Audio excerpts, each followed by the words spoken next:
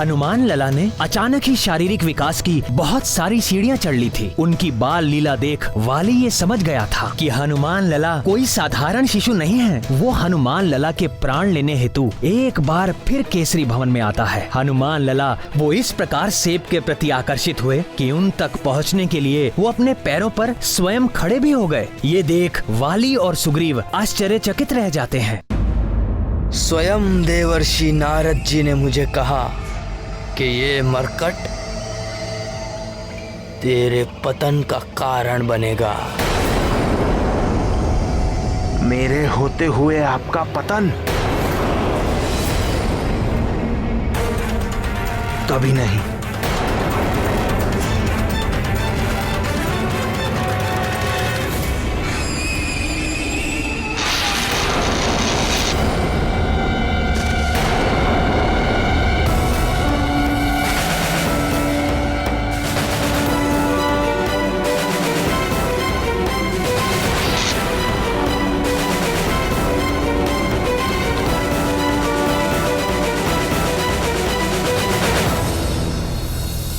वाली जितना दुष्ट और धूर्त है, सुग्रीव उतना ही निश्चल और सरल।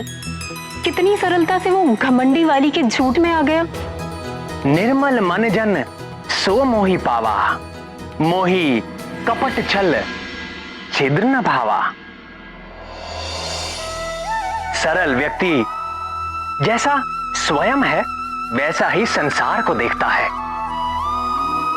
जैसे सुग्रीव का हृदय सरल है, इसी कारण वो मेरा मित्र है। जिसके हृदय में छल और कपट हो वो मुझे पा ही नहीं सकता। कपट करने वाला सोचता है कि वो सबको मूर्ख बनाकर अपना स्वार्थ सिद्ध कर रहा है, किंतु अंत में वो अपनी ही हानि कर बैठता है। जैसे देखो, आज वानर राज सुग्रीव की देवता तक प्रशंसा करते हैं, जबकि वाली अपने कर्मों के कारण हर लोक में निंदा का पात्र है।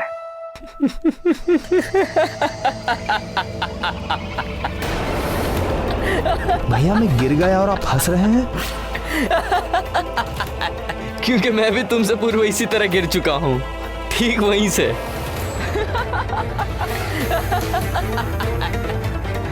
कौन है वहां? कौन है? कहां गए? ये शब्द तो यहां से आ रहे थे, कहां गए?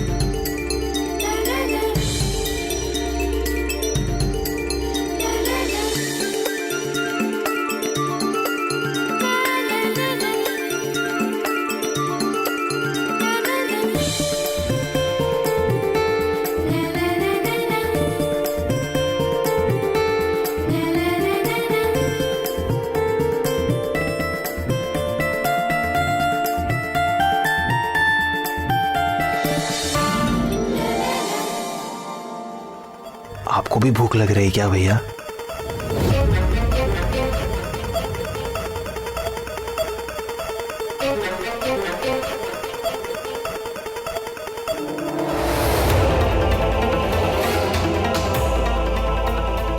आपने मेरे प्रश्न का उत्तर नहीं दिया भैया। कहाँ ढूंढूं? भैया हमने प्रायः पूरा राजभवन ढूंढ लिया, किंतु वो शांत और सुंदर शिशु अब तक नहीं दिखाई दिया। शांत सुंदर? मरकट बोलो, मरकट शत्रु है वो हमारा। मुझे क्षमा करें भैया, मैं भूल गया था। अब मैं सदा स्मरण रखूंगा। मरकट, मरकट।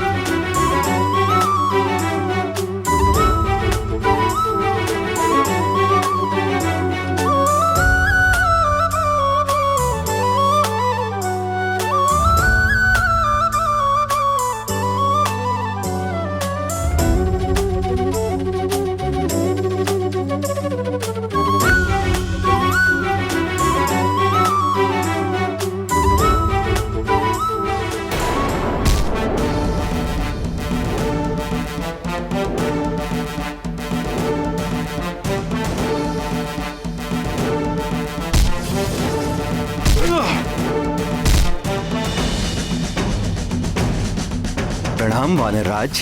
आइए अमात्य, कल युवराज के षष्ठी संस्करण की सारी व्यवस्था हो गई।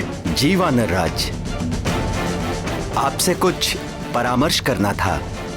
किस विषय में? 10वें दिन के नामकरण और संस्कार के लिए अतिथि की सूची के विषय में।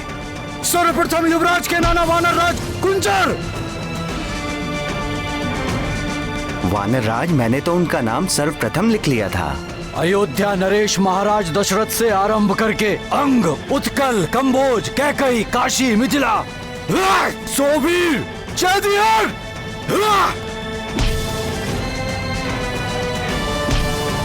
सात सभी मित्र राज्यों को निमंत्रण दे। मलय, माल्यवान, मैनक और मध्यांचल के भी शासकों को निमंत्रण भेजिए।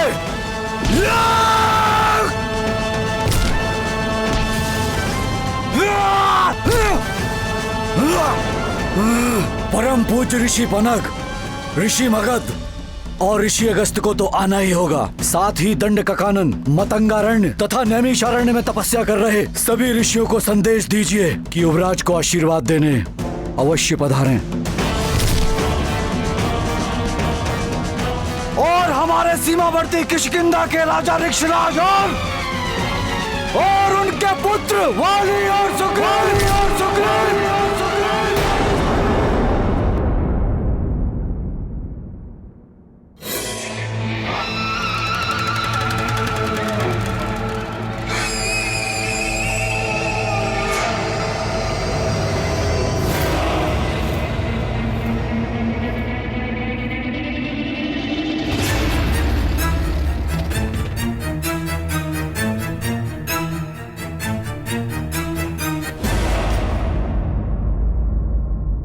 नामकरण के साथ कल के षष्ठी संस्कार में भी उन दोनों को आमंत्रित कीजिए। प्रणाम महाराज। महाराज, ऋषि शवानी के शिष्य आपसे मिलने की अनुमति चाहते हैं। आने दो। जी महाराज।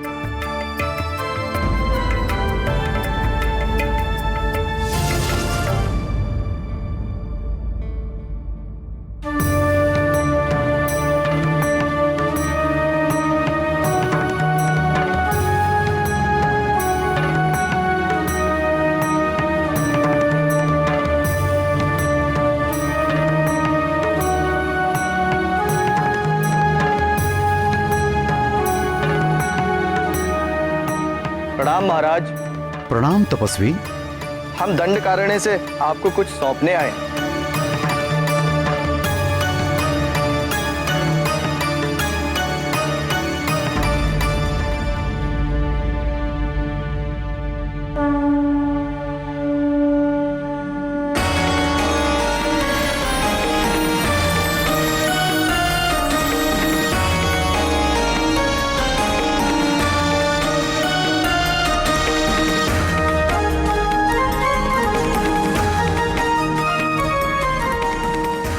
यह अष्ट धातु से निर्मित एक सिद्ध गदा है महाराज। हमारे गुरु के गुरु ने यह गदा तपस्या करके स्वयं दिव्य शक्तियों से प्राप्त की थी महाराज। किस प्रयोजन से? और एक तपस्वी का गदा से क्या कार्य? राक्षसों से संघर्ष करने के लिए हमारे गुरु के गुरु ने क्षत्रिय कुल में जन्म लिया था महाराज, किंतु कालांतर में उन्होंने हिंसा का त्याग करके अहिंसा का व्रत धारण किया था महाराज। उनके देहावसान के पश्चात यह गदा हमारे गुरु ऋषि सावर्णी की सुरक्षा में थी। सुरक्षा में? जी, वे अपने गुरु की आज्ञा अनुसार इस गदा के अधिकारी के जन्म लेने की प्रतीक्षा कर रहे थे, किंतु 2 सप्ताह पूर्व उन्होंने भी देह त्याग दी।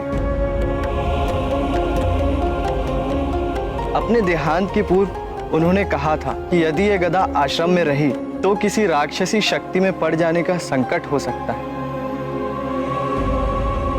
अतः उनके आदेश पर ही हम यह सिद्ध गदा आपको सौंपने आए हैं। किंतु मुझे ही क्यों? उन्होंने कहा था कि शम्भ साधन नामक राक्षस के वध के पश्चात आप ही इस गदा के योग्य अधिकारी हैं। अच्छा, जो इसके वास्तविक अधिकारी हैं वो कौन है? मैंने भी उनसे यही प्रश्न पूछा था। तो उन्होंने क्या उत्तर दिया? समय आने पर इस गदा का वास्तविक अधिकारी स्वयं आपसे यह गदा मांग लेगा महाराज, और आप ये गदा उसे सहर्ष दे भी देंगे। ऋषियों की बातें सदा समझ में नहीं आती, किंतु समय बीतने पर हर रहस्य खुल ही जाता है।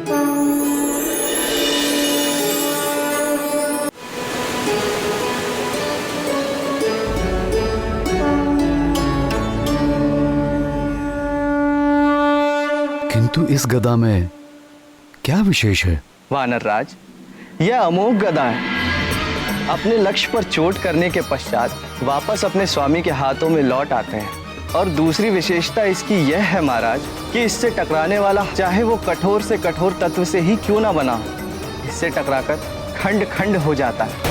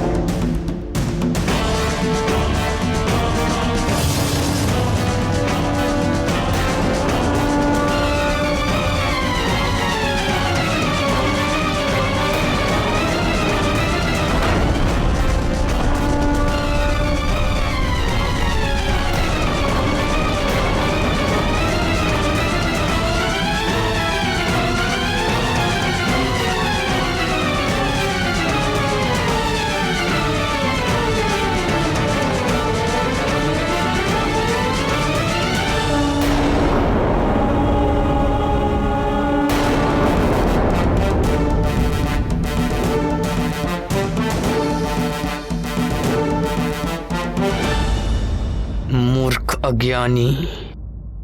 अब मैंने क्या किया भैया? मैं तो कब से यहाँ पे चुपचाप खड़ा हूँ। तुम नहीं, ये तपस्वी इतना भी नहीं जानता कि इस गदा का योग्य अधिकारी कौन है। कौन है भैया? कौन है? मैं महानतम। और कौन? वो तो आप हैं भैया। ये गदा तो किष्किंधा में होनी चाहिए। मेरे पास मुझ महानतम के हाथ में है।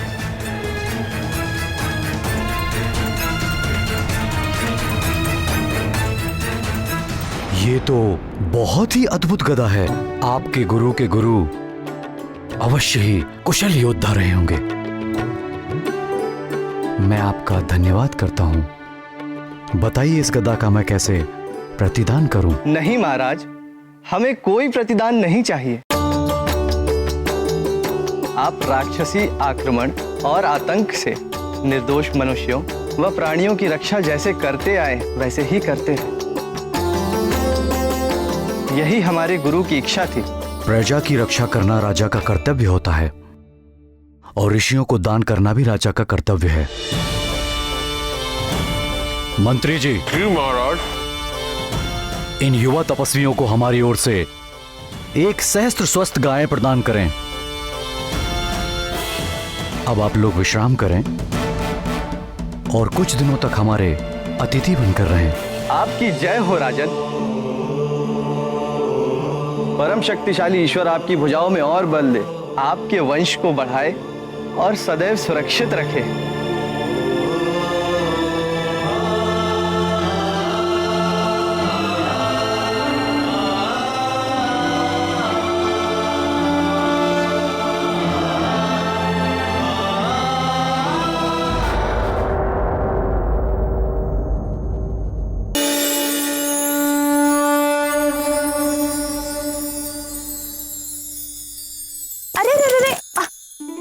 अभी नहीं बेटा, अन्नप्राशन के पश्चात आ जाओ।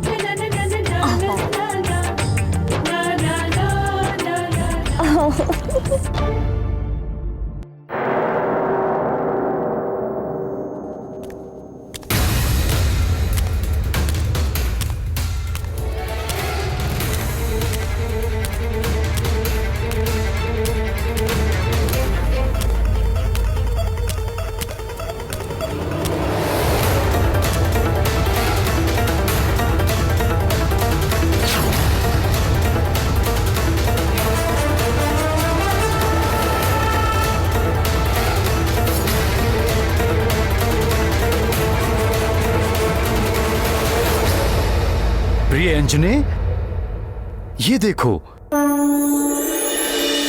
क्या पहना? मेरा नया गदा।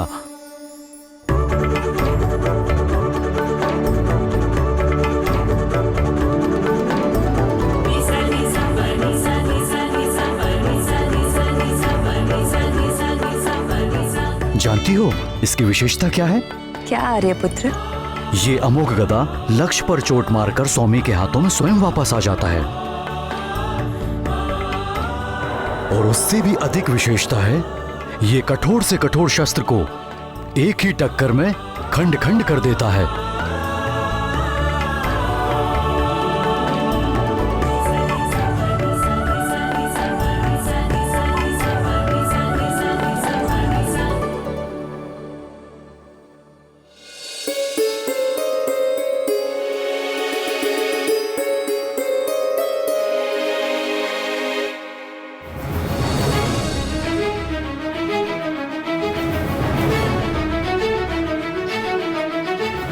ये सब किसने किया प्रिय? न जाने किसने किया। मेरे कक्ष से जाने के पूर्व तो ये सब सेब वहां पेट पर पड़े हुए थे। आपके जाने के पूर्व कोई कक्ष में आया था क्या? नहीं, कोई भी नहीं। सिर्फ आपके ये पुत्र ही थे। किंतु हमारे पुत्र तो कुल 5 दिन के हैं। वो यहाँ तक कैसे पहुँच पाएंगे? वो तो अभी खड़े भी नहीं हो सकते। जय हनुमान ज्ञान गुण सागर, जय कपीस तिहुँ लोक उजागर। राम दूत अतुलित बल धामा, अंजनी पुत्र पवन सुत नामा। महावीर विक्रम बजरंगी, कुमति निवार सुमति के संगी। कंचन वरन विराज सुबेसा, कानन कुंडल कुंचित केसा। जय हनुमान ज्ञान गुण सागर जय कपीस तिहु लोक उजागर राम दूत अतुलित बल धामा अंजनी पुत्र पवन सुत नामा। हाथ वज्र और ध्वजा बिराजे कांधे मूंज जनेऊ साजे शंकर सुवन केसरी नंदन तेज प्रताप महा जगवंदन। विद्यावान गुणी अति चातुर राम काज करिबे को आतुर प्रभु चरित सुनिबे को रसिया राम लखन सीता मन बसिया।